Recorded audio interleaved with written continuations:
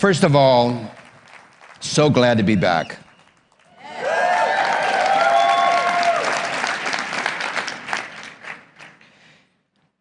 So glad to feel your presence, the feeling factor, the emotions, the intent, all the expertise that's been on this stage so far this week.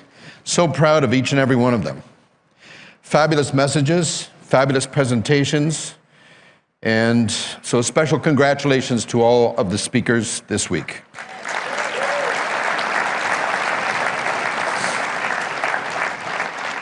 This entire entity, this convention of ours, and we've had over 20 of them, is orchestrated by Christina Lewis and her team, and we can't be more thankful because you have no idea what it takes. This is like Christmas dinner. It takes all day to cook it, and it takes 20 minutes to eat it. You know, congratulations to them. They always do a fabulous job. Giacomo Moncada and his team, they've done a fabulous job. The specs, the tech, all of this couldn't be better. It just fires off absolutely wonderfully well, but no one understands. These are true professionals, and I'm surrounded by true professionals at every level. And that adds to the strength of the entire corporation, and we're interested in enhancing that strength at every level, always.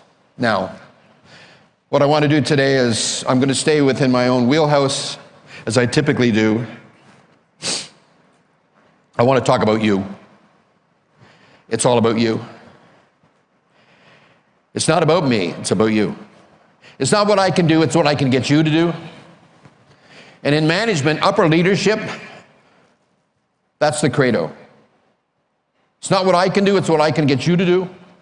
And as we expand ourselves, multiply ourselves, clone ourselves, we create leverage, tapping into the potentialities of each and every individual. Everybody's totally unique. Everybody brings something different to the table. And when they do this harmoniously, productively, positively, constructively, creatively, meshes together, which is what everybody's talked about this week, is that meshing factor. The results are absolutely phenomenal, and everybody feels it. You feel the difference. And a lot of us came from other places. We came from other brokerages. I've worked for many other brokerages and so on, and everybody else has too, probably. There are some newbies that have never done it before, and they came here for the first time, but for the most part, we've been someplace else, and we know that the temperature control is not the same over there as it is over here. Because it is a people business, we just happen to be in real estate, and EXIT is our organization. This is how we do it. But you've got to get a proper perspective on all of that to make it work, and make it work well. So we're going to talk a lot about perspective today, your angle of approach, your attitude with regard to that, how to get the most and best out of yourself. And for me, it's just better for me when I understand how the system works. And I'm not a tech person, so the tech people understand how tech works, and we pay them to do that, and we count on the fact that they can do that, because that's their wheelhouse. It's not mine. I'm not an accountant. I don't do anything in the back office. I have to have dependent people back there that really knows that have a conscience. If they don't have a conscience, they're not going to work for me. Hey, the industry in North America, all industries in North America, try to search for some conscience out there. You're having a hard time finding it any place. There's an absence of conscience at all levels, right across the continent, and there needs to be renovations with all of it, all of it. Some of it absolutely sucks. That's your word, right? This is, hey, somebody's got to say it, might as well be me. So conscience is an important thing, but I'm also going to talk about consciousness. We're going to go a little bit deeper because I truly don't believe, or I do believe, that you need a greater sense of understanding, a greater comprehension, a greater basis for some of the machinery that you're working with to do a better job. Most of the men in this audience know more about their car than they know about their own subconscious powerhouse on the inside. Is that not true? We know more about our cell phone than we know about this mind system that we've got going here. We pay more attention to the outside stuff and no attention whatsoever to the inside stuff, and nobody seems to want to know about how it all works. But if you're in the Indianapolis 500, you need the mechanic. If you don't have the mechanic, and you got to come in, you're out doing 400 reps, and you got to come in, and you got to come in for gas, and you're not going to use regular gas. You can't fly a rocket ship on regular gas. You got to use high-test gas, and you need somebody to change the tires. You win the race with the tires, and if you don't do it, you're not going to win. The driver's the driver, the mechanic's the mechanic. They both have to work cohesively together like this. Alignment, alignment, without argument. That's the definition of mastermind. Everybody focused on the same thing without argument. Now, ask yourself this question. Are you argumentative by nature? Is that where you live? Is that what you're all about? And what good did that prove so far? How far did you get with argumentativeness instead of cohesion? I'm talking about cohesion. There's going to be a lot of words that start with C today. If I got any C temperaments in the audience, put up your hand if you're a C. You know what I'm talking about? C. Now, continuity is a very important word. Continuity of systems and services. We're in the service business. We sell the product real estate. There's no finer product that you could sell to another human being. I don't care. I've been in 4 industries. You could sell any other product to a person. You're never gonna have the same result to the family, to all the individuals in the family as you do when you sell residential real estate. Now there's commercial sales people in here as well. Slightly different angle of approach with regard to that. But for the most part, the glut of what we do is involving families. Now we talked about this over the last couple of days, the family of this company. And the interesting part is just try your best to form a love affair for a corporation. It's very hard for corporations to create that where everybody turns around and says, I love the company. They're not saying they love me. It's not about me. It's not about me. I'll sit in the back of the bus as long as I got somebody good driving the bus. I'm more than happy to do that. I'm not an alpha male. If I was an alpha male, it would be like Schwarzenegger. It's all about me, it's all about me, it's all about me. It's not all about me, it's all about you. Until you get that reversed, you're not on the right side of the page. It's all about them. It's all about your customers and your clients. A customer is somebody you deal with once, a client is somebody you deal with every time. And you're converting your customers into clients, building a client base that know and understand that you're reliable and dependable no matter what the circumstance is. No matter what the market, the interest rates. So your adaptability is very important there. And your congeniality, starts with C, is a very important consideration. Your personality is very valuable. Your sense of charisma and charm is very valuable. Could you get a smile on your face? I just want to see top teeth, not bottom teeth. Well, you're showing me bottom teeth, you're in a gravelly mood. You sit there and say, top teeth only, baby. And you're scaring the children. Come on, get a smile on your face. Now, have you got good enough in your job to turn the work effort into play? I don't work at this. I haven't worked in 50 years. I don't work at this. If I had to work at this, I'd go someplace else. I play at this. I have fun with this. There's no place I'd rather be than right here with you at this very moment.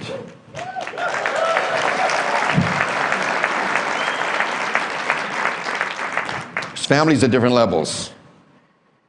My wife's sitting here, and she's the grand master of the family in our house.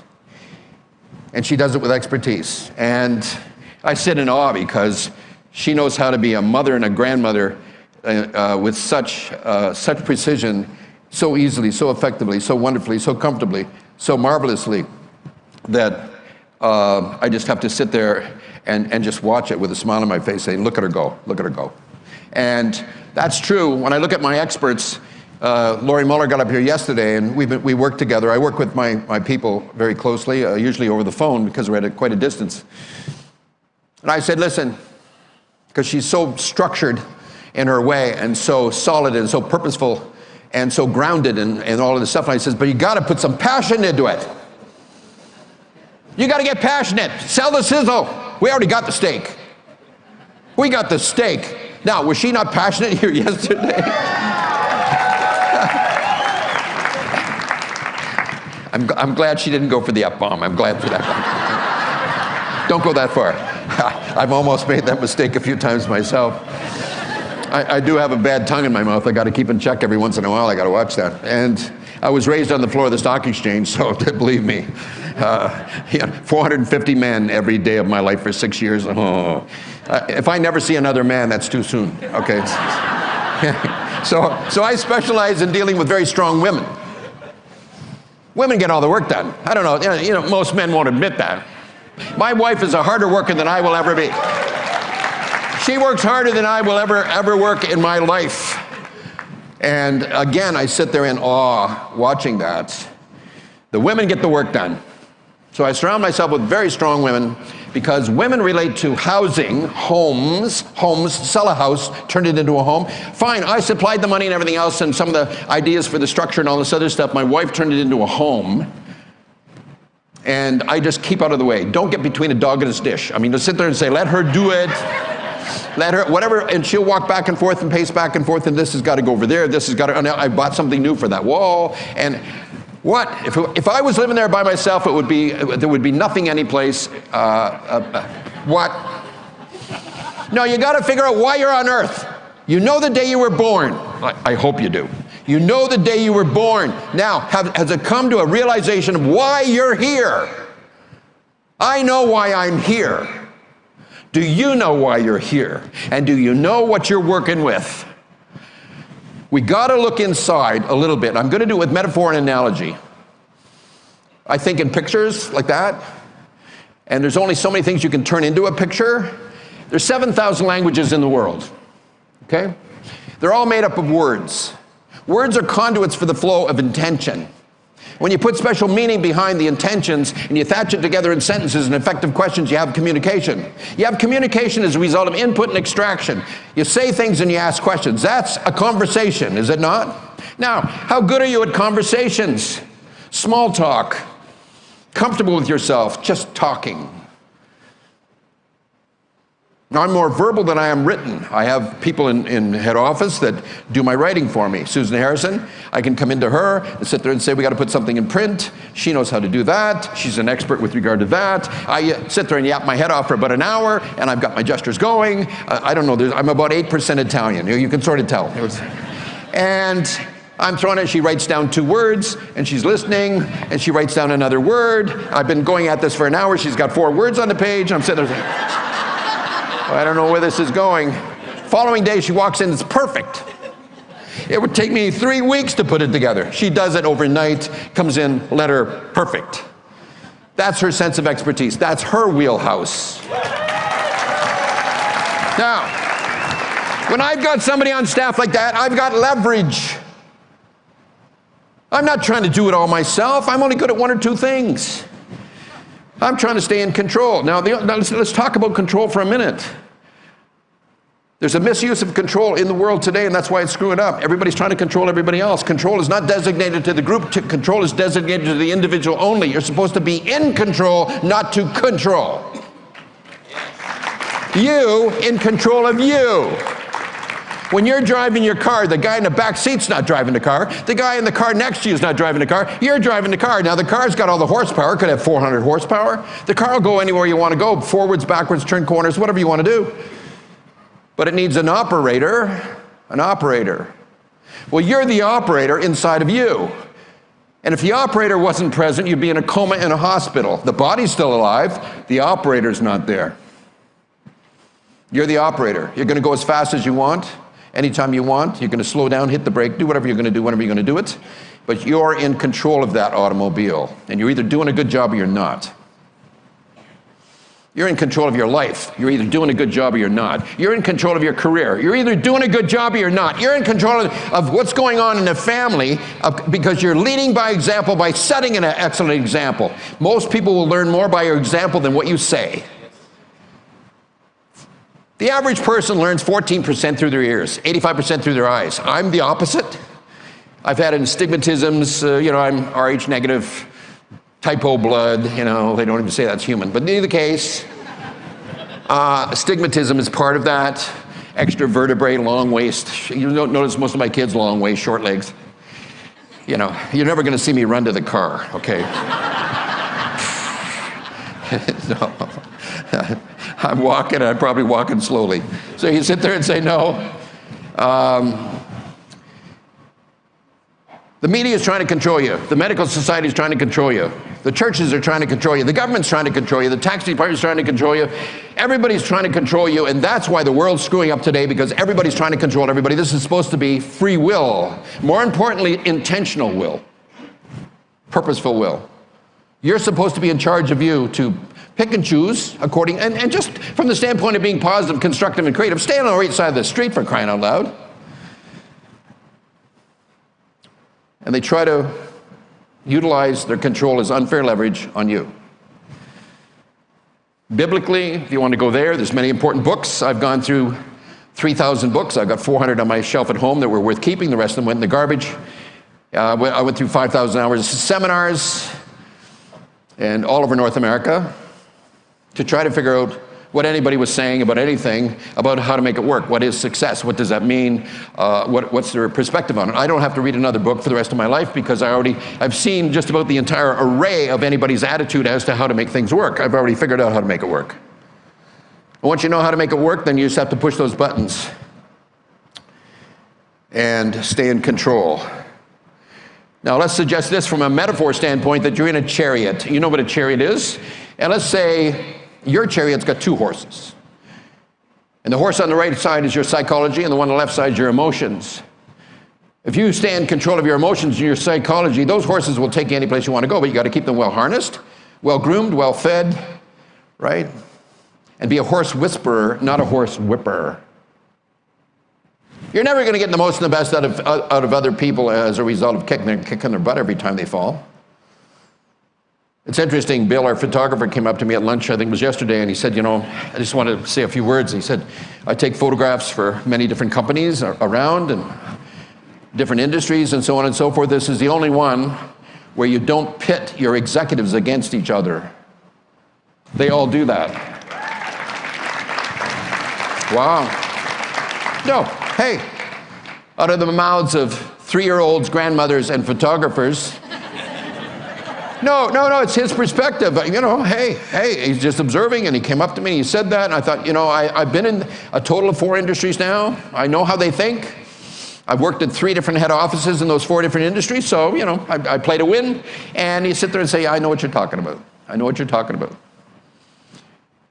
And I was raised by the cane. I was raised with a wooden spoon. I was raised with a kitchen sink. I was raised with whatever they could pick up and hit me over the head with, because baby boomers were raised with pain, and all the rest of them after that were not. I can still feel the wooden spoon. My grandmother with a wooden spoon in her hand, that was a dangerous person. One swap of that thing, or my grandfather was the switch. Go cut a switch. I had to cut my own torture chamber. Go cut a switch. Whoop, whoop. My dad's belt coming out through the loops before it hit the ceiling, before it hit me. Now, I didn't end up psychologically deranged as a result of that, because eventually the pain went away. And I deserved every bit of it. I deserved every bit of it. I earned it, baby. I earned it. And you're only entitled to whatever you earn. You're only entitled, get it straight, young ones. I got a bunch of young ones here. You're only entitled to what you earn. You earn a living. You got to roll up your sleeves, put on your work boots, and put forth some work effort in there, instead of saying, how come everybody's not giving me everything? Because that's the generation that followed. We gave them too many things. We didn't lay any demands on them. Or I just wanted to be better for them than it was for me. No, if you had to love them more instead of giving them more, they would have been better.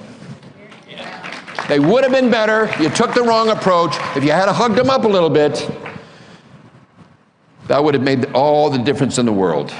Because every once in a while, there's a bit of a sting. Remember that word today, sting. When it doesn't go right, there's a bit of a sting. My grandmother with a wooden spoon, sting, still feel it. My mother, to stop me from smoking, she made me lick out the bottom of an ashtray. I can still taste it. I never smoked. To stop me from swearing, she put a bar of ivory soap, the kind that floated in the water, the big light. She put it in my mouth for half an hour. I had bubbles all over my ears and my face. Half an hour. And because she caught me swearing when I was 10 years old, and she I never swore until the day she died. In front of her.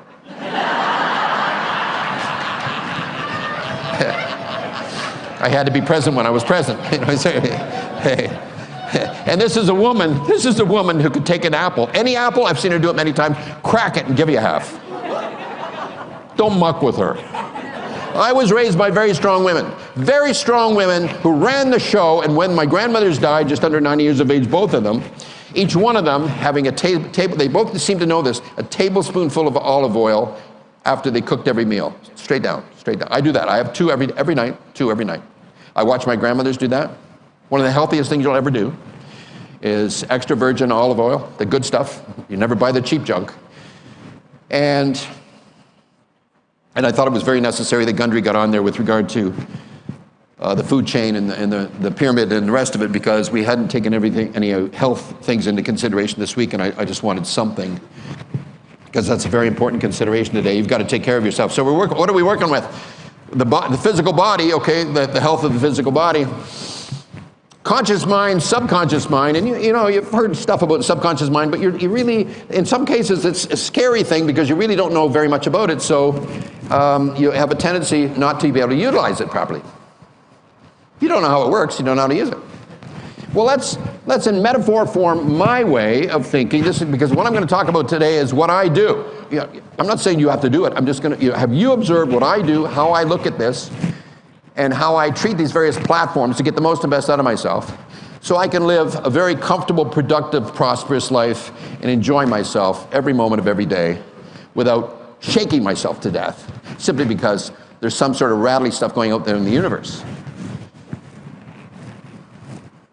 We're in the real estate business, and you understand, and there's no question about this, the architect does not build the house, the architect creates the plans for the house. Is that not true? Hello? Yeah, and based on the details that go into the architecture, the blueprint, that's how it's going to turn out. Because the contractor waits for the blueprints to be prepared, signed, sealed, delivered, and initialed, and all this other stuff. Give me the plans. I'm losing my workers. Come on. We got to get going. They know how to do that. This one knows how to do that. Again, the meshing of that, the two working harmoniously. The architect knows how to put plans together. The contractor doesn't know how to do that, but knows how to execute and orchestrate it into finality. Your conscious thinking mind in your head where you live. So I sit there and say, Key, got that wonderful body of yours that you're always bragging about? And if I said, are you living in your little toe? Probably the answer is no. Are you living in your elbow? Probably the answer is no. Where's he living? He's living in his head. We have a tendency to think we live up here. You know, I'm in here someplace. I think I'm up here. This is the architect of your life. This is the planning department. This is where you put it all together. This is based on choice. Your whole life is a product of you making choices. Architectural. Your heart is the contractor. Your heart is the contractor. Most important organ in your body. This is how you get stuff done, because based on how you feel about stuff, that's how much energy you put into it. Isn't that true? If you feel good about something, you're going to put your heart, mind, soul, body, and being into it, and you're going to leave some sweat on the floor. But if you don't feel good about it, you're going to retract. Is that not true? You're going to pull back. It's a gut thing. It's a heart thing. It's here, not here. This is the contractor. So from a pictorial standpoint, a metaphor standpoint, architect, contractor. In the physical body is where we get stuff done, okay? Physical body, approximately 50 trillion cells, 100 billion brain cells, 640 muscles, 206 bones, 45 joints, automatic systems all over the place, blood pressure, you know, stuff like that. Digestion, assimilation, you know, elimination and so on, all of that. Automatic processes. You couldn't ask for better. Now, take a look at yourself. You look pretty good based on the shape you're in. No, hey, come on. 80% of you don't do any exercise at all. This physical, but you only get one in this lifetime. Now, I totally believe, and I've studied for 50 years, so I don't care what you believe in with regard to this, but I believe in reincarnation. I've studied it for 50 years thoroughly, and I know it to be true. My body is reincarnating as I sit here. Tens of millions of cells are dying and being replaced as I sit here, and I don't even feel it. They know exactly what to do. The junk and the garbage is carried away, and everything is fixed, and I just go about my business. I'm reincarnating as we speak, and so are you. The trees drop their leaves in the winter when it gets a little bit colder. Say we can't do that, but they grow back in the spring, and they're replaced. It's all about replacement. So you've only got, let's look at it this way. You've only got one life here. This is your movie. You're writing the book, and you write the book on a daily basis as you think yourself through on a daily basis. You sort of write it as you go, making choices, architectural, analyzing and scrutinizing, putting it all together, throwing stuff in the trash, right? That doesn't fit, that fits. Going back to the drawing board. Sanding and polishing constantly. And what I suggest is, always sand and polish for quality, because quality magnifies quantity. Focus on sanding and polishing for more quality in everything you do. More quality. Quantity automatically transpires, because am I correct in saying that you're drawn to quality? Are you not drawn to quality? Is everybody that you meet, are they not drawn to quality? Are they not? Nobody likes artificial. Nobody likes hollow. Nobody likes let's pray pretend. Every man that ever bought a woman a diamond ring, you can bank on the fact the following day she's down at the jeweler. Is this thing real?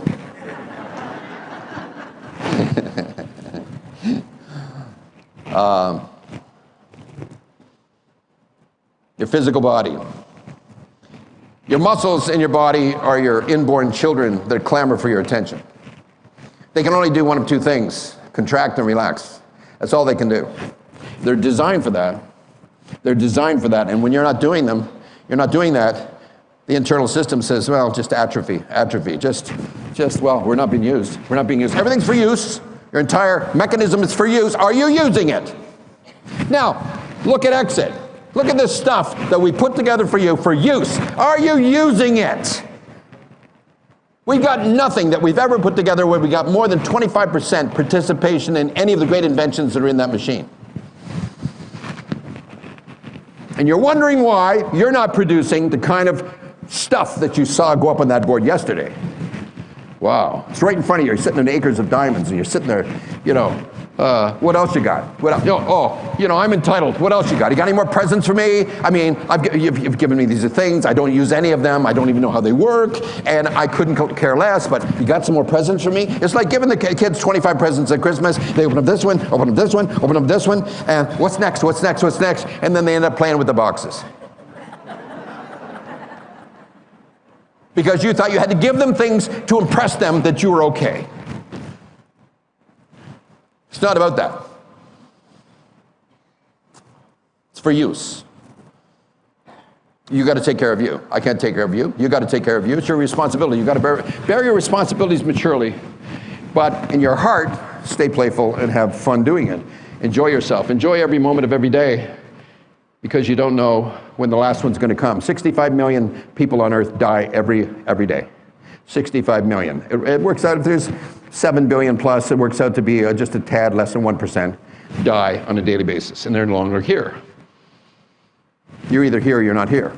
You're either present or you're not present. You're either going to do something with your life or you're not. You're going to either sit there in the back of the bus sucking your thumb, lollygagging, or you're actually going to get off your duff and actually go and do something. Now, how do we massage this mechanism? Have you understand exactly how it works, so we can get more and better stuff out of you and have you have fun and enjoy every moment of it all the way through without force, because force doesn't work. Get it straight, force doesn't work. The universe hates force, it abhors force. Square pegs and round holes, they don't fit. Whatever you have to force, that's an illustration of your lack of faith. If you've got absolute faith, absolute undaunted faith, you do not force anything. Because what's happening here, this is genetics, this is genes, chromosomes, this is DNA. It's all blueprints manifesting into reality. It's all blueprints manifesting into reality. You're a blueprinting machine. You can have anything you want. My mother raised me, you can have whatever you put your mind on. Whatever you put your mind on, you can do it. Now, granted, with a lot of cases, you gotta stick to it like a bulldog on a handcuff. So I had somebody out to lunch the other day, and we're talking about prayer. And this person had gone to church a fair portion of their life and everything else, and He says, well, the only problem with prayer is a lot of them don't come true. There's probably a ton of people sitting in here nodding their heads saying, well, that's true. But the point of the matter is, from a definition standpoint, you don't know what prayer is. You don't know what it is. If you don't know what it is and have an exact definition for it, you can't use it to your best advantage. You know what a prayer is? It's an ancient word. It's an ancient word converted into today's language. A prayer is a request. You cannot demand anything of the subconscious powerhouse of the universe. You cannot push the subconscious around. You can't force anything to happen. Force doesn't work. It doesn't work. Stop using it. Reinforce works every time. Every time. What you pray for is something you want. You don't pray for something you don't want. What? No, unless you're a little twisted and bent, right? You pray for what you want. So when it says pray incessantly, and that's the instructions, pray incessantly, it says focus your mind on what you want incessantly. That means relentlessly. That doesn't mean every moment of the day. That just means when you think about it, alignment. This is what I want to have happen, alignment. And every time I think about it, alignment. This is how I want it to go.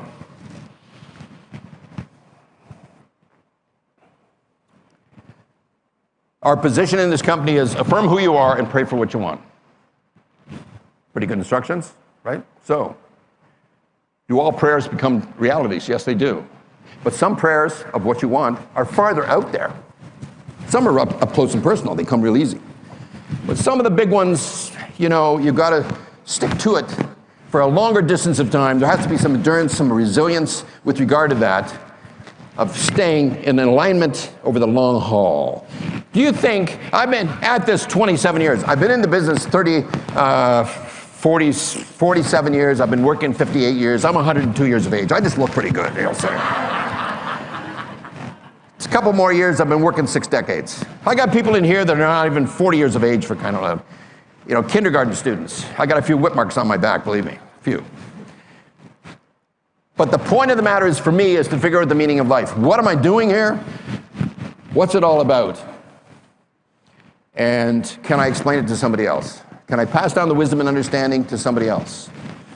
And in a palatable, spoon-fed manner that's comfortable for them, so they could use it as information to get the most and best out of themselves, because they're totally different than me. There's not a person in here that's the same as anybody else. You're totally unique, totally special, one of a kind. They broke the mold when they made you. Especially you. There is nobody like you. There's never going to be another one like you. There's never been another one like you. You're a unique individual, and you are totally worthy and totally deserving of all the goodness and greatness in this life. I don't care your color, creed, religion. I don't care your sexuality. I don't care. You're totally worthy and totally deserving of all the goodness and greatness this life has to offer.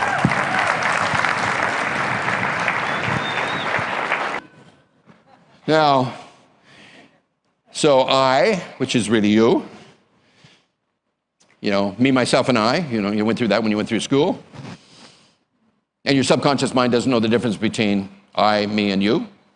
So when I say you, okay, my subconscious mind does not know you just didn't say that to me. It only picks up stuff, like a catcher's mitt in baseball. It only picks up stuff that's in the present tense. The rest of the stuff is stored. It's in storage, right? But the functional stuff is in the present tense. The doorway to the powerhouse that gets all stuff done in your lifetime, the key to that is the present tense. When you learn how to live in the present tense, you're in total control of yourself for the rest of your entire life. A person that affirms is a person of free will. A person that does not affirm is a reactive person that's counting on the fact that whatever their mother said to them when they're growing up was enough to carry them for the rest of their entire life. Not good enough, thank you very much. Your mother and father did the best they could with what they had to work with. Most of them didn't realize the potentiality of all that. They didn't know what you're going to turn into. They didn't know how it was going to go. I did twisting and turning and everything else. My father was so bent in his way. What are you doing? I went into the cosmetic business. He turned around and he said, you're going to sell lipstick. My son, you're going to sell lipsticks. Totally disgruntled that I would do that. And I learned more about advertising and promotion in the cosmetic industry than I ever learned in this business, and I've used it to my advantage up to that point because I'm in control of all of that for this, any of this stuff. I get the last say. I earned it.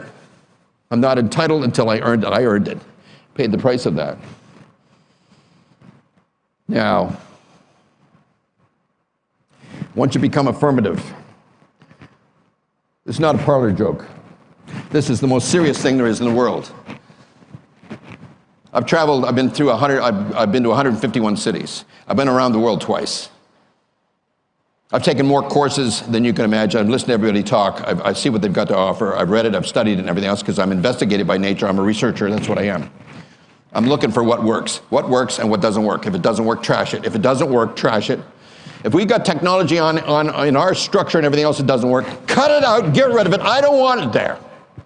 It either works or it doesn't work. If it doesn't work, get it out of there. My people deserve better than that because they're counting on the fact that it works. You're counting on the fact that the residuals are going into your bank account when we said they were going to go in, and for 27 years we've never had an argument with that yet. And everything has been totally functional because I demand that that's the way it goes, and I've got a right to demand it. If the system goes down, my own people will fire me. I don't have to worry about the competition. I don't have to worry about the interest rates. I don't have to worry about anything. They'll fire me because I promised them it would work, so it's my responsibility to make sure it works.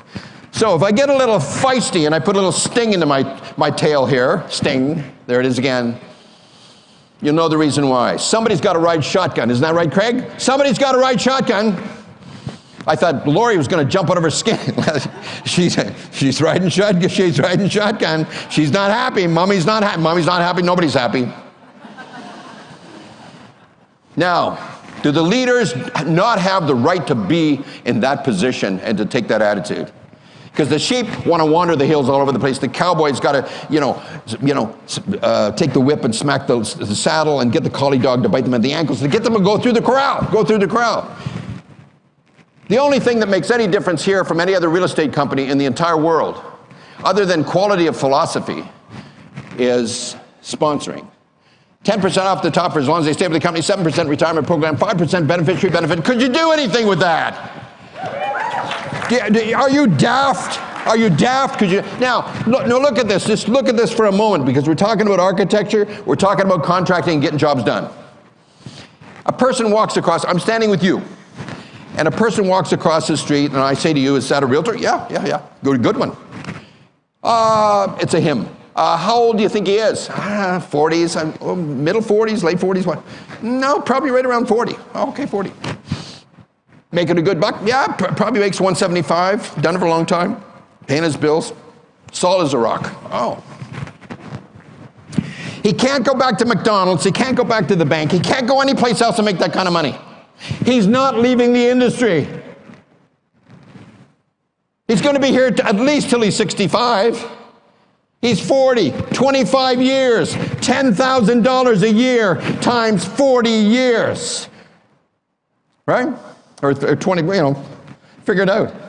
He's 40, he's got 25 years, $250,000 of cash flow walking across the street. That's not a competitor. That's cash flow walking across the street. One signature, he hooks into us. We'll treat him right when he comes because that's what we do. And you got $250,000 of cash flow. Every person you bump into for the rest of your entire life that's a realtor, the first thing I want you to do is, how old are they? How old are they? How many years have they got left? Can they do it? Not kindergarten students fresh out of school. Now, it's not as if there's not some good ones coming in. There are. But the glut of who you're hunting for, because you've got to be a hunter in this regard, the glut of who you're hunting for already work for brokerages already.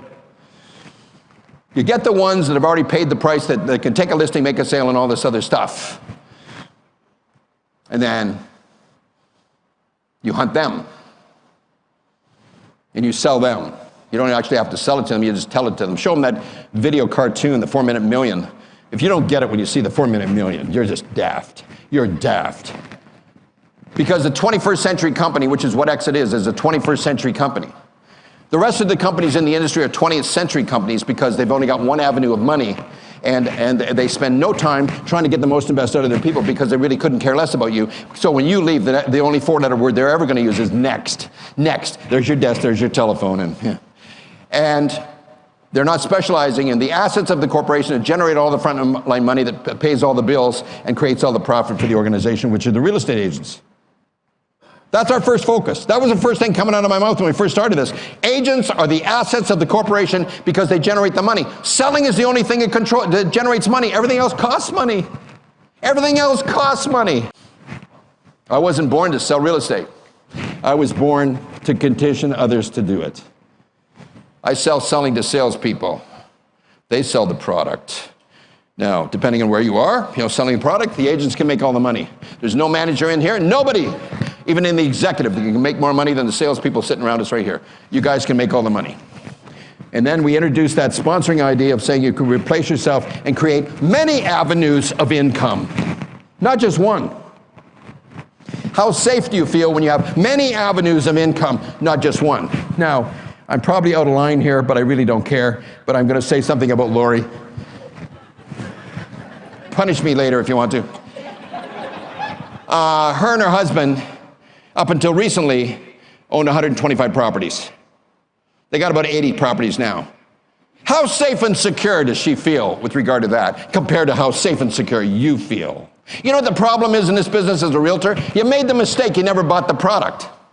You made everybody else rich, and you didn't buy the product. There was deals there you could have done. You could have done it. You could have racked and stacked and created collateral for yourself. You could be the safest person on earth, but you missed it. Whoo, whoa. She did it. So proud of that. Wow, look at that, look at that. Solid as a rock.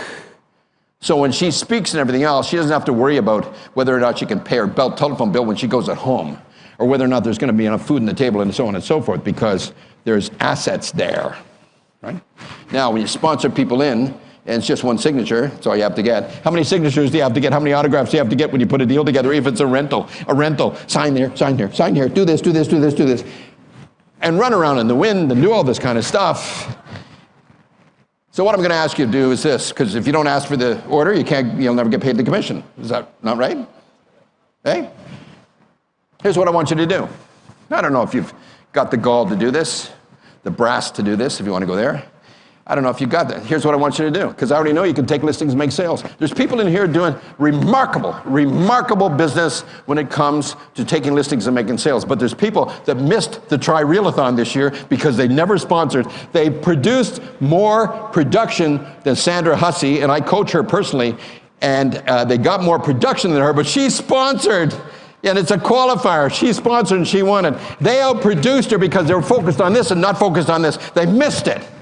They missed it. You're never going to get wealthy selling product to other people. You're never going to get wealthy running a real estate brokerage. You're not. But you can get wealthy owning the real estate product, and you can get wealthy with sponsoring. So don't tell me it's not here. The question is, it's here, but are you using it? It's for use. Are you using it? So here's what I ask you to do. Here's a challenge for you. What if? It's a what if. What if you focus next year 40% of all your energies on sponsoring? What if I said this? Here's an off-the-wall request. What if I said this? I want you to promise me that you're going to do whatever's necessary to sponsor somebody in once a quarter for the rest of your entire career. Once a quarter for the rest of your entire career. Put up your hand if you'd love to pull that one off. Oh, heavy elbow, is it? I got a 50-pound dumbbell. The rest of you don't want that. Try again. Put up your hand. If it's a fait accompli, it's happening. You're bringing in one every 3 months. Yeah, right. It's not as if you're not capable of that. It's just you never put it on your agenda. You've got an agenda. Whatever goes on your agenda gets done. Whatever you have an agenda, whatever I put on my agenda gets done, but I got to put it on my agenda because if I'm not, I'm just focusing on what's on my agenda. So I'm focusing over there instead of focusing over there. It didn't get done because I wasn't even thinking about it. You get what you concentrate on. Is that not true? Is that not true? You get what you concentrate on. As a man thinketh in his heart, so is he. As you think here, and it becomes impressed in your heart of hearts, so are you. If it doesn't become impressed, that's what they're really saying, impressed here. Once it's in your heart, you go. Now, whatever you desire to do, whatever you want to do, and wanting is an elixir of desire, whatever you desire to do, in other words, you really want to do it, will always manifest more productively well than something you feel compelled to do. If you feel that you have to do it, you're never going to do it as well as if you want to do it. When you want to do something and you've given yourself permission to want it, to want and desire it, and you fall in love with it, you just absolutely fall in love with it. And am I correct in saying when you're in a love situation and so on and so forth that it's a smart thing to do, sort of a ritualistic thing to do, is to tell the person that you're with that you love them on a regular basis? Is that not a good idea, right? My wife and I, we tell each other we love each other before we go to sleep every night. Okay, it's a bit of a ritual and everything else. But it's a reinforcement. It's a reinforcement. It's glue. It's crazy glue, right? And how many times have you caught yourself saying, I hate this damn business, right? And you go the other side because things don't happen to be turning out the way you want it to turn out. Now, if you get whatever you concentrate on, that means whatever's coming into your life right now is what you have allowed to transpire in your head, because the universe just doesn't dump stuff on you. Stuff does not happen to you. Nothing just happens to you. You get what you put out is the only thing that can come back. This is how it works. It's called compensation, the law of cause and effect. That puts you in control. Now, here's the analogy. You can relate to this because you shoot a bow, right? Right? Craig, shoot a bow? Hello? Are you there? Craig, shoot a bow. You got it. He's Robin Hood. No. The conscious mind is male by definition. The subconscious mind is female by definition. Thinking is action-oriented. Feelings are reaction-oriented. Everything is reaction-oriented is female. The subconscious mind is female. Where all the work gets done is female. Remember what I said before? The females get all the work done? Sure they do. Sure they do. In spirituality, if you want to go down church or any of that kind of stuff, I've studied all of them. The male portion, the creator, the architect, is male. Father God. Right? Okay, stop that. Mother God is the subconscious powerhouse that gets the work done. Male acting on female, that's a creative process through the body to get stuff done. This is how it works. So, as Robin Hood, you string your bow, you pull her back into a state of rest, The farther you go back into a state of rest, right, the greater the trajectory of the arrow. True? Pretty true? If you just pull it back a little bit, pull it all the way back, no, it's where you target, where you aim it, right? And so you put it into a state of rest. So from a physicality standpoint, the more well-rested you are, the more action orientation you've got on a daily basis. Exhaustion makes cowards of us all. If you burn the candle at both ends, you end up with no candle. The candle that burns the fastest burns out the quickest.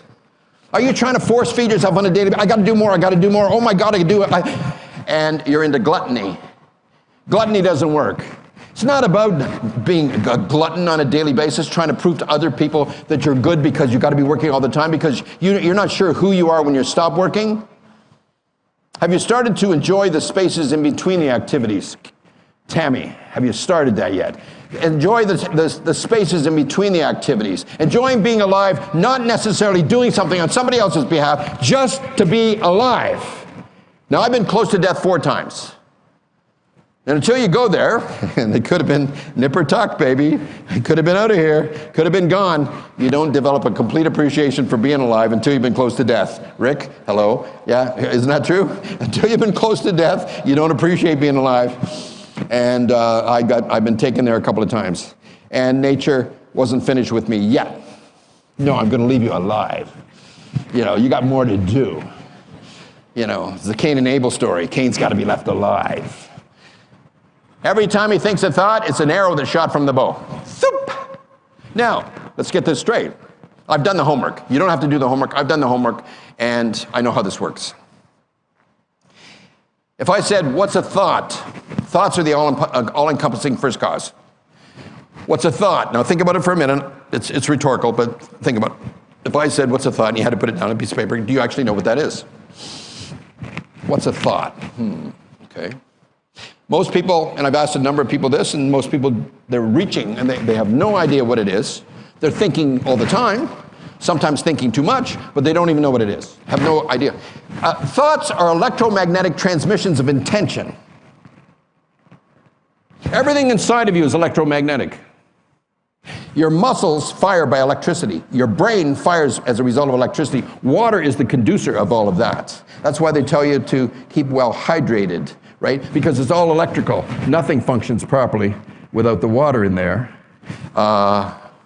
You couldn't lift your little finger like that without this electrical transmission thing going on. Transmissions of intention. At the short end of the electromagnetic spectrum. Now, the electromagnetic spectrum is the spectrum that you pick up with all your sensors.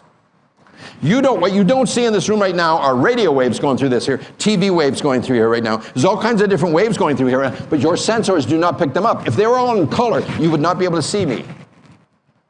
There would be so much color in this room if you could see all the vibrations that are going there. But if I brought in a radio, plugged it in, the radio knows how to pick that up. The television knows how to pick that up, but you don't. Your spectrum is this far. Thoughts are at the short end of that electromagnetic spectrum.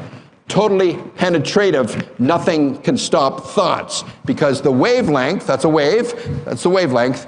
The wavelength is so short that nothing can stop it. Thoughts are unstoppable. This is why prayer works.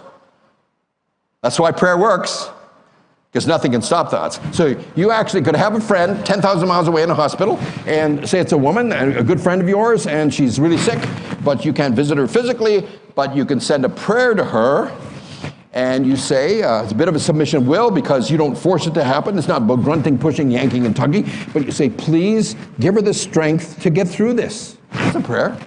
It's a little prayer. Now, because you send out good stuff, the way the universe works, because you send out good stuff, the only thing that can return to you is good stuff.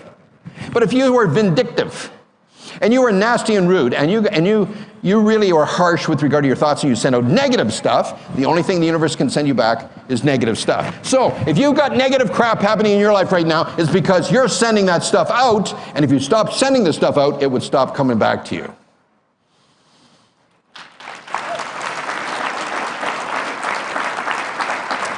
Start to learn. It's not easy. This is not easy. I was on the wrong side of the street for half my life. When I was on the floor of the stock exchange, they used to refer to me as Victor Vendetta. If you got at me, I would spend the rest of my life paying you back. I had to get over that. And I have gotten over that. Because I'm not masochistic in any way, shape, or form. I will not pick on myself. I might pick on you. I'm not going to pick on me, okay? And I learned to keep the poison arrows in my quiver. Okay, I got the bow and arrow, but I got a quiver of arrows, right? You send out positive stuff. You wish positive things about people. I got one fellow that I had lunch with the other day. He was having problems with his wife. She was getting grumpy about everything, being argumentative around the children. It wasn't going very nicely. And he said to me, but I'm not going to go through divorce. I said, have you come to a realization that you don't fight, you don't fight fire with fire, you fight fire with water? Water. What do you mean? I said, you can do some thinking when she's not around. Thoughts are all penetrative. Nothing can stop thoughts. And the question is, have you ever thought about the thoughts you're thinking about? Because some of them are pretty destructive. Some of them are pretty nasty, and you're not in control of you. If you're going to be in control of you, you got to take those nasty thoughts, put them back in the quiver, and get on the right side of the street. So I said to him, why don't you do coaxing? He said, what do you mean, coaxing? And I said, well, it's not about taking all the dirty wash and throwing it out the window. I said, you're going to coax it down the steps one at a time. And I said, she's miserable and she's out of sorts and she doesn't feel good about herself and it's not going right and too much pressure and stress, anxiety, tension, angst, right? There's a word, angst. And it's uncomfortable for everybody in the family. How do you deal with that? When you think thoughts about her, it's modem. When you think about her visage, her picture, identity has to do with your face, what you look like, and your name. That's modem. As soon as you tune into a person, their face and their name, or their face or their name, you're into modem. You're going right into their subconscious banks at that particular time. I said, you can think thoughts. You're driving along your car. She's not there. You're doing your business and everything else. And you can start coaxing. How do I do that? And say her name was Mary. It's not, but say it was. As soon as you say the word Mary, and your internal system knows exactly who you're talking about. she's just starting to relax a little bit more. She's starting to feel a little bit better about herself. Notice I say starting, I'm coaxing, right? I'm not saying she feels better about herself, because when I go home and she doesn't feel better about herself, I think it didn't work, right? No, she's starting to feel better about herself. She's starting to loosen up a little bit. She's starting to become more comfortable with herself. She's starting to become more relaxed with the kids, because they're teenagers and they're right in that place where, who the hell are these people, right? And I said, so we went down that path, gave him some guidance with regard to that. And a few days later, a few weeks later, whenever it was, we talked, and he says, you know, that stuff is working. He says, that's working. Yeah, because now, instead of her triggering off anger in you, which wasn't there in the first place, her anger became your anger, and then now you've got the power of 3 or 4. You've magnified it into a forest fire, because she was out of sorts, and every once in a while we get out of sorts, you know that. You went the opposite way, and you loosened up all the tight ropes. You took away some of the barbed wire, and she felt it. She didn't know where it was coming from. And I said, you don't dare tell her you're doing this. You do it in silence. You do it in silence. Now, Joyce is really good at this. She affirms for her agents throughout Canada and everything else, and she affirms for them without them even knowing it. And she draws pictures of how they feel about themselves, how they get together, the congeniality factor, how they celebrate each other's presence and everything else. And believe me, you're not going to get any production higher than in the east coast of Canada. These people are champions. And you know, there's no question about it. The finest production in North America is coming out of the east coast in Canada. And a lot of it has to do with leadership, of knowing how to think with regard to where people at a distance. You don't have to be present right there in that moment. You're present at a distance. Because the power of thought, it's an all-powerful thing. You think they're little wisps that stay in your head. Your thoughts don't stay in your head. No thought is possible to stay in your head. Everybody thinks, no, nobody knows what I'm thinking. Yes, they do. They send it right out there. You're like a sun shining beams of light. Every thought you think, you launch a thought into a thought. Every thought you think hits the subconscious mind of the fabric of the individual or the entity that you're thinking about. They feel it. That's why sometimes you think about a person and 2 minutes later they phone you and you haven't talked to them for years. You say, my God, what a coincidence. No, you're right into their subconscious banks and everything else. Trigger, trigger, pop, and before you know it, they phone you. That's why two people can sit in the same room and they say, why don't we order a pizza at exactly that same moment? Or they start whistling a song at the same moment. They sit there and say, oh, coincidence. No, it's not a coincidence. You're in tune, alignment, with that other person. So you sit there and say you've got customers and clients. I send out 160 texts a day. I do it manually in the morning. Put up your hand if you get one of my texts. Yeah, okay. And little positive things, little helpful things, and sometimes they're right on point. Sometimes that's exactly the message I needed today. And I said this years ago, when they stopped doing Morse code. They started it right around when they had the Titanic, and they stopped it a few years ago, and it was Morse code, but I said, let's do Morse code. And I said, if you did nothing but send little old ladies Morse codes on a daily basis, previous clients, previous customers, a little shot in the arm every day, you would never have to worry about your client base. They will always stay dedicated to you for the rest of your life. You're not haunting them and driving them crazy, but you're keeping in contact with them. Wow, by texting. Wow. Effectual at a distance. You don't have to be right there in their face. You don't have to phone them up and say, do you know anybody else that wants to sell a real estate? But you're just bugging them. They'll hide from you for the rest of their lives. You could send them a little motivator on a daily basis. So when I send it out to you, the people I'm sending out to you, okay, you pick out a bunch of people and do the work. It takes a little bit of work. Do the work and send the text out to them. Put them on your phone list and send it out to them. You have no idea how helpful and supportive you are by sending a suggestion. It's all about the power of suggestion. Sending a little suggestion that is positive and constructive and creative and helpful, and it doesn't offend anybody. It's just right on point. Now, why don't we do at this point? Why don't we affirm together? I affirm more than anybody in the world. If there was such a thing as getting into the Guinness Book of Records for doing affirmations, I would be the one that does it. I do over 3,000 a day. I don't think anybody in here comes near that. And because I affirm myself, probably 15 to 1,800 in the morning when I do my own homework, and then I do it on the phone with people, my various customers, and I do it with Suggestology, of which I've done 1,700 of those. to make them stronger. I affirm for them over the phone, put them into a state of relaxation, and I just do the affirmations, taking into consideration many more things that they would think about, because that's what I do for a living. Why don't we do that now? Put up your hand if you, it's like, people getting together and saying, let's pray together, and people do that. And okay, let's affirm together, only I'll do the talking, you do the listening, okay? In alignment, okay? Want to do that? Okay, because we've got a few minutes left, and let's do that. I'll keep my eye on the clock so I'm right on time, but let's do that. And here's what I want you to do. While you're sitting in your chair, I don't want your legs crossed. Put your feet flat on the floor. Hands not crossed, just hands on your lap, nice and comfortable, okay? And just close your eyes. Your only responsibility here is to listen, okay? It's all about suggestions, and it's all affirmative, and it's very comfortable. And we're going to go right into your subconscious mind without resistance. It's not about resisting this. This is all good stuff. We're just making every effort to make you stronger and better than you've ever been before, smarter and better than you've ever been before, and more efficient than you've ever been before, more productive than you've ever been before, more successful than you've ever been before, and you're going to enjoy it more than you've ever been enjoying it before. It's good. Okay. Now in a very relaxed position, listening to my voice, 2 ears, just listening to my voice, comfortable. We're going to start at your neck level and just induce a little bit of relaxation in your neck, going down into your shoulders, your trapezius, your deltoids, down through your shoulder area. Just starting to release and let go of the tension, anxiety, and stress that's there. Just release it and let it go. You have the power to release it and let it go. Just let it go now.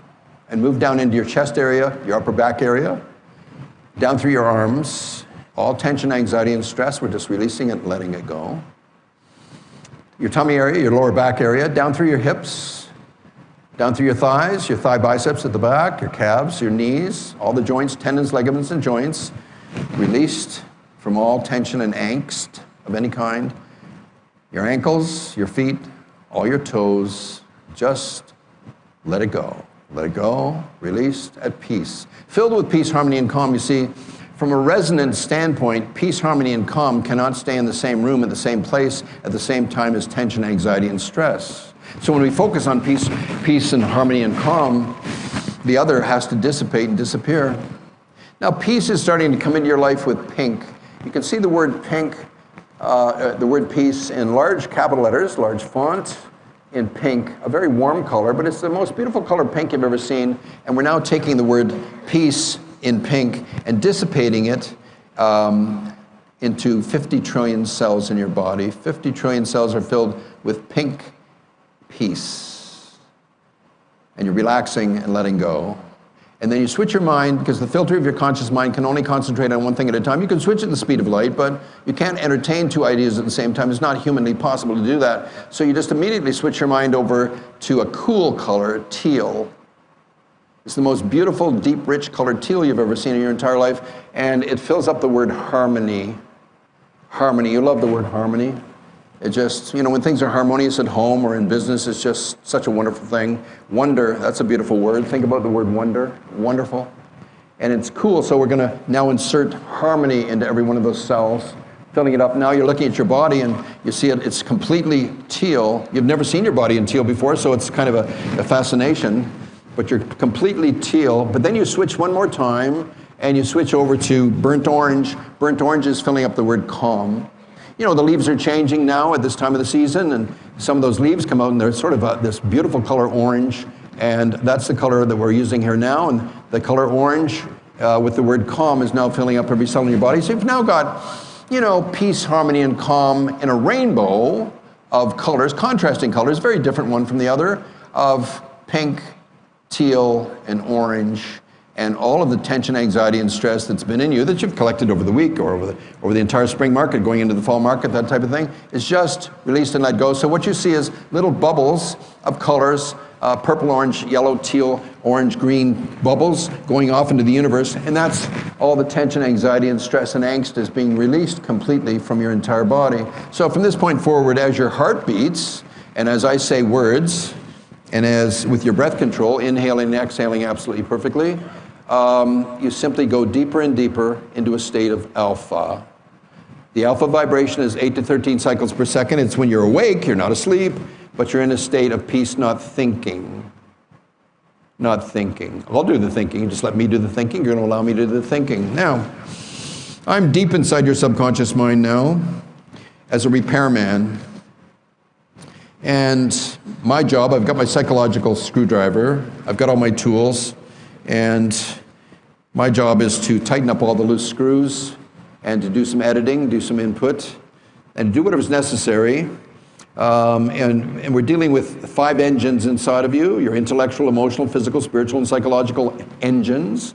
And by the time I'm finished here today, they're going to be purring like a Rolls Royce, and you've gone into this deep state of relaxation. You're just allowing me to do this. This is like taking your Lamborghini in to get it repaired. It's making a noise. You depend on the repairman to fix it. You'll sit in the other room, and then all of a sudden it's fixed and perfect, and you just want to drive the car. You want to live the most wonderful life you could possibly live, and you're in a people world, and you want to do that with a sense of congeniality, but be tremendously productive and have a prosperous lifestyle and so on. You want all these things. So this internal work is very important. So we do this affirmatively. So as I affirm, the affirmations are being planted into your subconscious mind, just like acorns planted into a garden. And somehow, we know that with the acorn, the blueprint of the oak tree is in the acorn, and with the elixirs of the soil and everything else, before you know it, it roots, and then the tree grows into fruition with complete expression. And that's exactly what you want, is complete expression. And so every idea that I plant here today is permanent. Every habit that you've got in your life is permanent. Habits only get rusty if you don't use them, but they never disappear because they've been put in with repetition. Repetition is very important with regard to learning. Now, from an affirmative standpoint, we'll take a position. Each one of these affirmations is 10 out of 10. So it's not about roadblocking these affirmations, because you might be a 6 out of 10 right now, and I declare the fact that you're a 10 out of 10, but that's what you want to have happen, so you just simply allow it. You allow whatever's said here today to transpire, so every seed is planted absolutely perfectly and spaced and placed exactly the way they should, growing into fruition, and they're going to be there for the rest of your entire life. You are well organized in everything you do. You've got excellent organizational skills, and you're actually a brilliant strategist. You like and enjoy employing strategy in the finest and best way possible, always being logical, rational, practical, and prudent. There's no question about that. But you really like and enjoy connecting all the dots in the most effective way possible, strategically. Yeah. You like to analyze and scrutinize accurately and efficiently. And you do this very comfortably. You're starting to assume control as an individual more effectively well than ever before. You in control of you, not about controlling other people. They've got to make their own decisions. It's up to them to do that. But you are of tremendous influence on them. You're not here to control them, but you are here to influence people. And you will influence them with your thinking and what you say and do and how you act and react and what you dream about. You're totally influential. So you lead by example by setting an excellent example. And this is simply in a constant state of self-improvement. In fact, every one of these affirmations, it just makes you better than you've ever been before. And you're in a constant state of self-improvement, and you quite enjoy it. Joy is that feeling that all things are possible. And it's a feeling factor, and you truly believe that to be true. Now, you're like an oak tree. You're well rooted. You've got excellent roots, right? And you bend in the wind. You've got a very strong trunk. You've got a very strong body, and you're going to start to take care of that body more effectively well than ever before. And physical exercise, something, it could be going for a walk. Whatever it is, whatever appeals to you as an individual, that's some sort of regularity with regard to that, keeping your body in good shape. But you're well rooted, so you're now starting to pay more attention to nutrition. The nutritional aspects of life, because the foodstuffs out there aren't exactly what they should be. So yes, it does become important sometimes to take vitamins and minerals and colloidals, different things, to supplement your diet to make you stronger, because you're now focused on strength. And you're doing whatever's necessary to dissolve any weakness that exists, and building in endurance. You're becoming more durable. And no matter what you do, you're always reliable and dependable. And you simply rise to the occasion, belly up to the bar, do whatever's necessary to get the best results, because you are totally best results oriented. You're positive, constructive, and creative, helpful and supportive, and reinforcing in the finest and best way possible. People just feel good when you walk in the room because you radiate a sense of charisma and charm. You got a gorgeous movie star smile. When you smile, you light up the whole room, and you enjoy smiling, and you've got this happy attitude about things because you're becoming particularly good at what you do.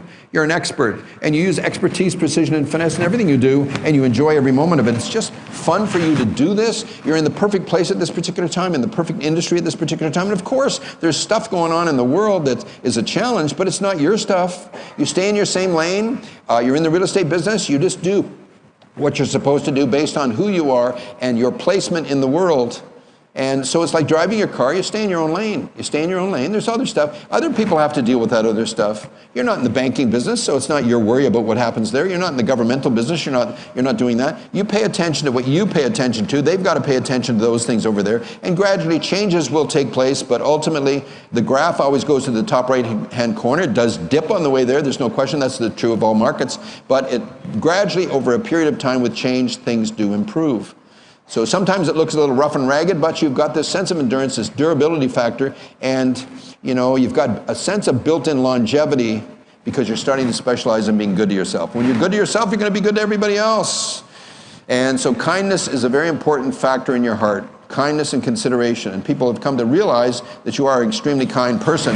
And you can do a lot more by participating. You participate by getting involved to evolve, with self-improvement being part of your agenda. Now, from this point forward, you sit there and say, what if I did focus on, sponsoring somebody in every quarter for the rest of my entire career?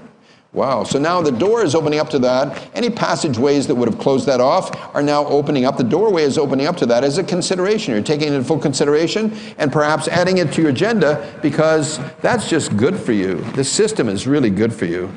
The whole exit system, every bit of it, from every possible angle is good for you. You're comfortable there. But you've also got this magnetic quality about yourself where you talk to other people and you literally are so convincing. You've got a tremendous power of persuasion, and you persuade people comfortably because your conviction is convincing. And when you're convinced, they buy into that. They buy into your personality. They buy into your sense of acceptance. From this point forward, you're starting to radiate. You're starting to be filled completely with unconditional love. Unconditional love is unconditional acceptance. Conditional love doesn't work. That's why relationships fall apart. It's all, I'll give you what you want as long as you give me what I want. It just doesn't work. That's why 75% of all the marriages fail. 50% have already failed, and 25% are more in the courts, and they're in the process of failing because it's based on conditions. No, it's an unconditional acceptance that the person has value. The person that's in your life or persons that are in your life are not supposed to be you. They're supposed to be them. And you're into a spirit of allowing now where you will allow other people that are around you to be themselves and make their choices whichever way they choose because this is supposed to be an earth of free will. And you're getting good at this. And people like to have you there. They like to invite you in and everything else because you've got this sense about you that adds freedom to their lives. Now you're starting to feel a sense of freedom because you're reinforcing yourself on the inside and becoming stronger from within. Not stronger from without, stronger from within. Every moment of every day, every time you affirm something, you're stronger the moment after you affirmed than you were the moment before you affirmed. So now you're picking this up and you're ritualistically starting to affirm on a daily basis, and you're just incredibly getting stronger and better at every area of your life. It's the most important thing I've ever discovered in my entire life, and I've been searching for 50 years. So now you're starting to use this, and you're becoming impervious to attack, literally protected against all negativity, destructiveness, violence of any kind, any kind of evil of any kind, and with safe passage wherever you go, excuse me.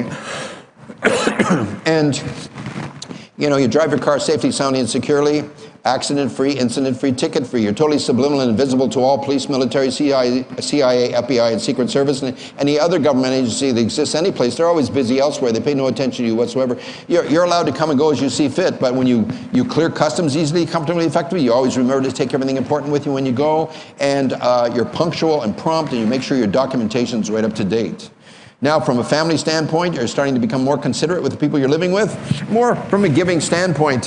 When you analyze your life, you've always achieved more in your life from the standpoint of giving versus getting. And so from being generous, your generosity now stimulates generosity in others. And you're comfortable with that. You're comfortable in every environment, comfortable with all people. It doesn't matter their color, creed, religion. It doesn't matter their sexuality, their status, their authority, or their age, or their gender. It doesn't matter. They deserve to be here. They've got their own challenges of life, and you simply allow that to transpire. You've got yours. It's about you minding your own business. Minding your own business and doing the best you can, bringing out the most and the best of you and your people and the people that are in your following, developing it, building and stabilizing in the most effective way possible, always positive, constructive, and creative, feeling good about yourself, whereby you can turn around on a daily basis and say to yourself, I like myself unconditionally, I love myself unconditionally, and feeling totally comfortable saying those words because that's exactly the way it should be. It's all unconditional from this point forward. Unconditional acceptance.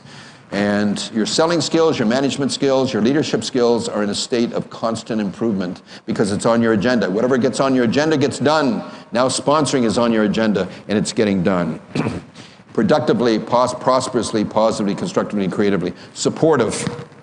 Now when you go to the dance floor tonight, you're going to dance till you drop. You're going to get up there and you're going to leave some sweat on the floor. You're going to let loose. You're going to dance like nobody's watching. And you're just going to let loose. You're going to dance harder and more effectively well. Have more fun tonight than you've ever had in your entire life. And we bring it all together in a bow. We tie it into a bow and we cross all the T's, dot all the ideas, all the I's, and finish this convention off magnificently. And you go home exhausted. That's exactly what you want to do. Now, I'm going to count from 1 to 5, and when I get to the number 5, you're just simply going to rise back into full consciousness, your heart, mind, soul, body, and being totally refreshed, feeling freer than you've ever felt in your life, feeling more capable than you've ever felt in your life, feeling, the complement of this entire convention and everything, every ingredient that's been here, every idea that's been here has reinforced you and made you stronger. You're better now than you've ever been before in your entire life. Here we go.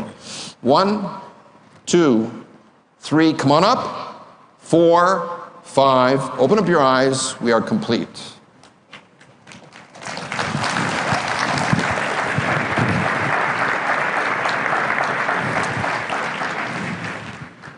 That was just 15 minutes in the present tense, maybe longer than you've been for a long time, strengthening you from within. Your children can relate to this. Children relate to the affirmation principle better than anybody. They know. Let the man talk. They know that this is the way it should be. This is a place you should go. This is rehearsal. You're rehearsing you. You're rehearsing who you are, what you stand for, what you're all about, making yourself stronger, and knowing and understanding that every thought you think is radiating out into the universe and affecting everybody. You are totally effectual, totally influential with every thought you think, every dream that you have, every consideration. People at the subconscious levels pick it up. They feel your presence when you walk into the room. They feel you before you walk around the corner. And because you're sending out thoughts all the time and you're in control of that. It's your chariot. So when you stay positive, constructive, and creative, and that's the mode of this operation, this wonderful company exit, when we all get together and do it together, we all come together, and again, cohesion of that. Now, ladies and gentlemen, I could not do this. I could not do any of this without my support system, my backup system. And at home, what that means is my wife is my anchor. She supports the family. She runs that like a business. She is so good at this. She's born to be a mother, and she said from the very first moment we got together, I want to be the mother of a large family. We've got 7 kids, 11 grandchildren. And of the 11 grandchildren, 6 of them are girls, 5 of them are boys. 1 is 8, 1 is 6, and everybody else is under 5. So there's a lot of diaper changing. And we've all got, everybody in the family's got their PhD in poop. You sit there and say, this is what it's all about. But Kathy leads by example, sets an example for all of them. And there's nothing more wonderful in the world, because I grew up this way, than having a wonderful mother or grandmother there as the anchor of the entire family. And that's what she does. Ladies and gentlemen, I want to bring her up here and present her with the roses. My wife, Kathy Boy.